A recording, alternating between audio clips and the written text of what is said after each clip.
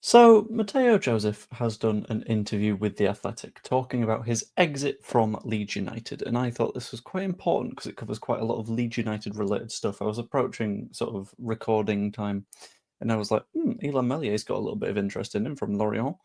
And then I saw this, which I think is a little bit more worthy of a conversation because it left me asking the question, has Mateo just burned his bridges?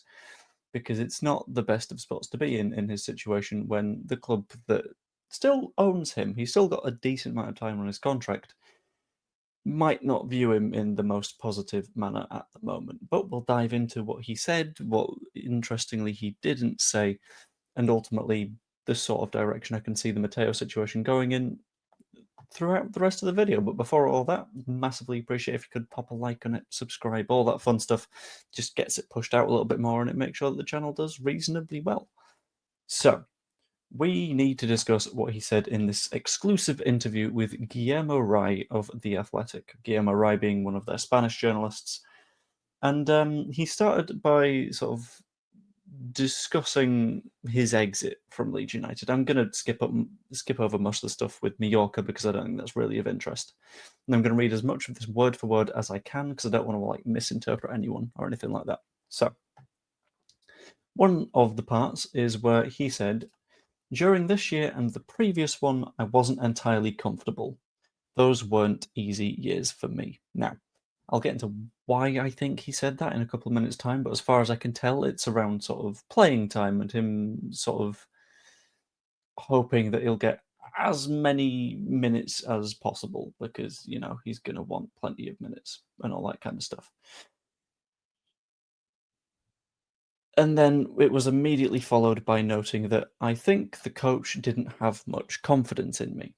Now, this is fairly interesting because he then mentioned the Chelsea match from the season before where he scored 2 goals, but we lost 3-2 in the end and got knocked out of the FA Cup. That's fair enough. He also noted that he didn't play the match immediately after that, but at the same time, if you're being brought in to sort of be part of a rotated side in the FA Cup, that's sort of normal. But I think the really sort of zesty stuff is specifically surrounding the Germany tour. Because, and this I'm going to read from the thing itself because there's quite a lot of text in it, and we're going to use what Daniel Farke said and what Mateo Joseph said just to put everything in as much context as possible. So, Daniel Farke said, "He came to me and to us and said he wants a new challenge and would like to have a move," Farke said in a news conference after beating Verl.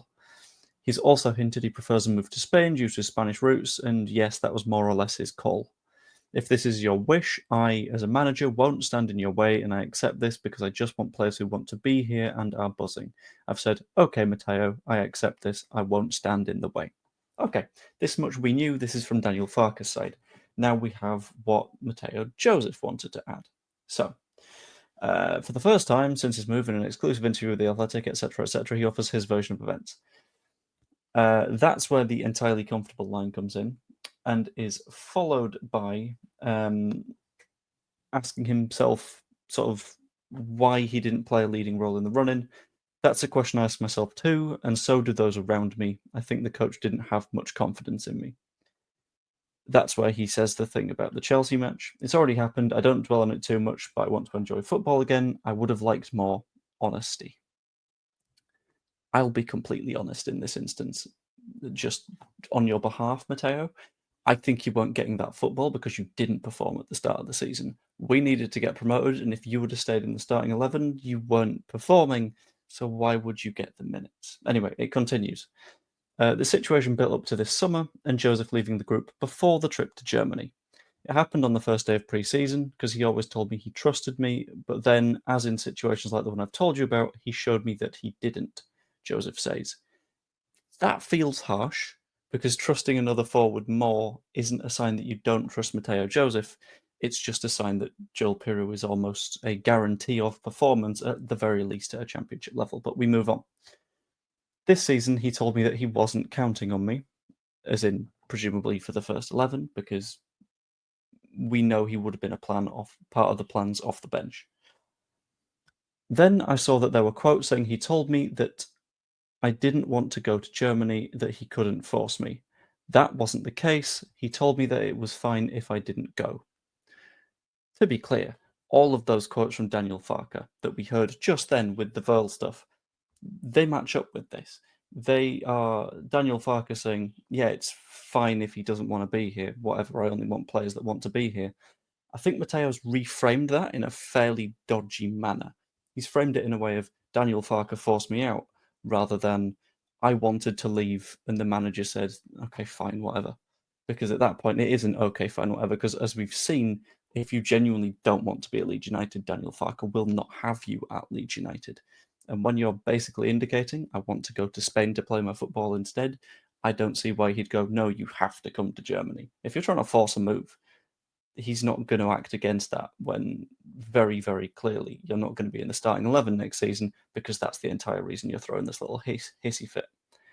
Anyway, in the end, these are situations that are disappointing in the world of football, because ultimately, I consider myself an honest person, and I want that to be reflected when people talk about me. That's why I try to be a good person and work hard every day. The most important thing is to have a clear conscience, and I have a very clear conscience that I gave it my all, I worked hard and gave it 100%, and I got the most out of that situation. Now I'm eager to continue getting the most out of every situation from now on. This line specifically sort of rubbed me the wrong way, because the way it feels isn't a case of I got the best of the situation for everyone involved. So, like, I got what I could for Leeds, and I worked to the best of my abilities to make everything work for everybody. It feels very, well, I got what was right for me. And that's what counts, in my opinion. And, like, fine, that might be what you're thinking, but don't put it out in a fucking exclusive interview. Come on, like, at least think things through. This is literally PR, it's basics. But he didn't seem to consider that, so that's completely up to him. But the interview then continues onwards. Also, there's a little bit where the Athletic also have sources at Leeds, and they say that their sources with knowledge of Leeds' perspective still say Farke wanted Joseph to be part of pre-season training, because as far as we're aware, again, Joseph would have been a part of the wider squad, just not in the first 11. He would have been a player off the bench, is the assumption. And told him it would be a bad idea to not go to Germany with his teammates. They maintained he asked to leave and then refused to join the travelling group. Again, this is a case of, if you really think it's a good idea, you don't have to go to Germany. And then he was like, okay, cool, I won't go to Germany then, which is definitely a choice, but whatever. Anyway, there's then a chunk about the Mallorca bits and bobs, which is interesting, I'll say. So specifically, we've got here, they gave me the feeling of being very close, very, very honest people who have confidence in me. This is just shorthand for they tried to sell me on the move, and it worked. Because every single club tries to do that. Every single club is like, no, you would really transform our team, all this kind of stuff. What we heard from Longstaff and Stack as another example, in which our club basically actively went, here's what we know about you, and not only are we going to glaze you and just say you're really, really, really, really good and we want you at the club, but here's how we can make you better as well as you making us better. It's the same sort of pitch, it's just Mallorca's specific flavour, which I'm assuming is slightly more seafood and tapasy. Scroll a little bit beyond that, because that's not particularly Leeds related.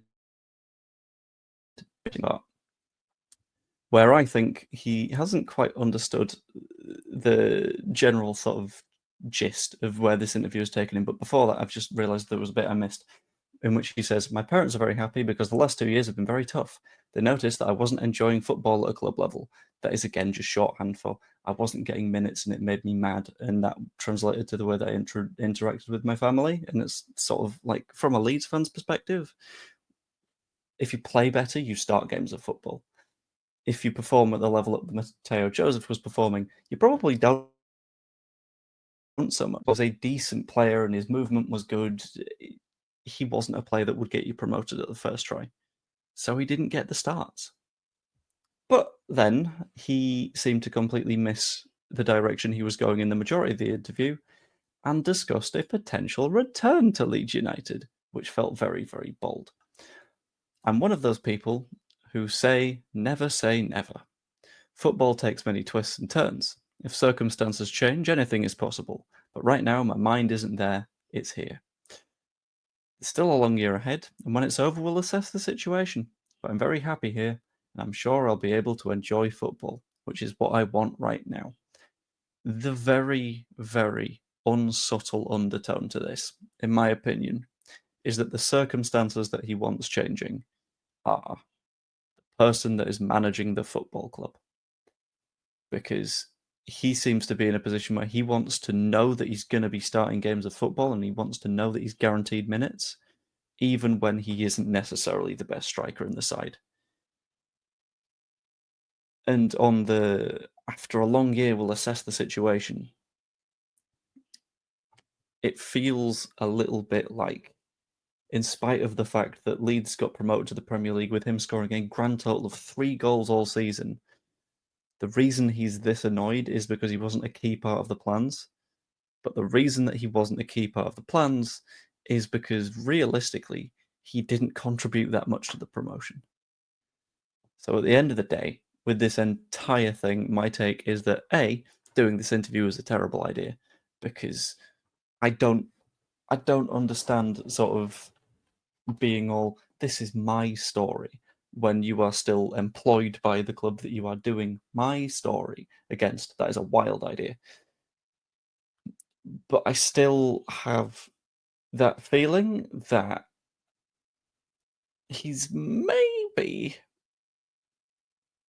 a little bit about his own career and it's sort of built around ego. And I do feel like there's a bit of agent sort of pointing him in the wrong direction because he keeps talking about, and people close to me noticed that I was annoyed, and various people close to me kept sort of encouraging me to find football where I enjoyed it. And it's like, this feels like an agent's pushed you in a certain direction, but okay, Mateo, that's fine. But yeah, for me, all this has done is confirm that the events in the story that was given by Daniel Farke were roughly accurate. And it's just sort of portrayed that the perspective that Mateo Joseph has on that is very much hovered around, yeah, well, why aren't I playing football? And why didn't you desperately demand that I go to Germany, even though I asked to not go to Germany and I wanted to play over in Spain? And it feels quite a lot like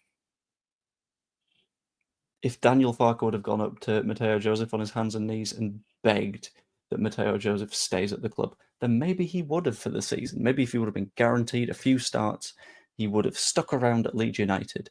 But ultimately, this interview has just sort of cemented the fact that I think this was the right decision for the club to let him go out on loan. And I don't know if I particularly feel good about the idea of him returning because the entire concept of side before self is something that feels very missing in this interview. And that's a bit of a shame because Mateo Joseph in the future will be a very, very talented player. But if he's not in the right place mentally, in terms of like being a part of a team, I don't think he's right for Leeds United. But as always, that's just what I think. So let me know what you think in the comments down below. I'm sure there'll be lots of opinions flying around in all given directions. Just let's be respectful to one another when we're doing it. If you enjoyed the video, please pop a like on it, subscribe if you haven't yet, and even become a channel member. You get videos like this one quite early. It's $2.99 a month, and it helps me to do this a little bit more long term as well, which is absolutely wonderful. But anyway, hope you all enjoyed, and I will see you later. Ta-ra.